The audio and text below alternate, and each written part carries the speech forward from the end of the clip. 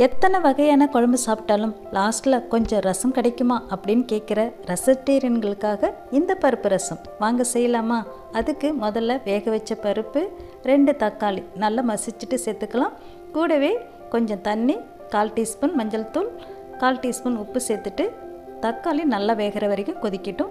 அடுத்ததாக 1 ஸ்பூன் மிளகு, ஜீரகம், 1/2 டீஸ்பூன் மல்லி சேர்த்துட்டு கொரகொரப்பாக தட்டி எடுத்துக்கலாம். கூடவே 5-6 பல் பூண்டு, அதையும் 1-3 தட்டி அப்படியே இருக்கட்டும். 2 டீஸ்பூன் எண்ணெய், கடுகு, கருவேப்பிலை, 2 காஞ்ச மிளகா, கொஞ்சமாக பெருங்காயத்தூள் சேர்த்துட்டு கூடவே நம்ம தட்டி வச்ச மிளகு சீரத்தையும் சேர்த்துட்டு லைட்டாக வறுத்து எடுத்துக்கலாம். இப்போ வேக வச்ச பருப்பு, தக்காளி, லெமன் சைஸ் அளவில் புளி தண்ணி, 1/4 டீஸ்பூன் மஞ்சள் தூள், உப்பு கம்மியாக இருந்தால் சேர்த்துக்கோங்க. பொடியை நறுக்கின கொத்தமல்லி தழை சேர்த்துட்டு லைட்டாக கொதி வந்தோடனே ஸ்டவ் ஆஃப் பண்ணிவிடுங்க.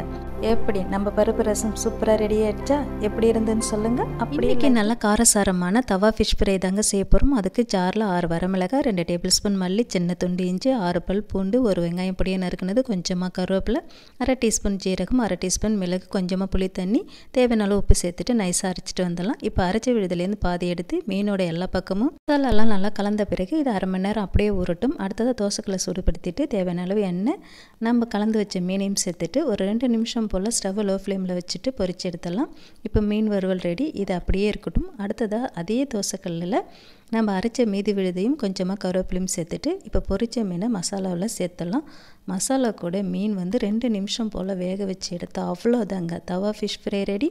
நீங்களும் ட்ரை பண்ணுங்கள். இதோடைய டீட்டெயில் வீடியோ கமெண்ட் பாக்ஸில் கொடுத்துருக்கேன், தேவைப்பட்ட செக் பண்ணுங்கள். நன்றி, வணக்கம்.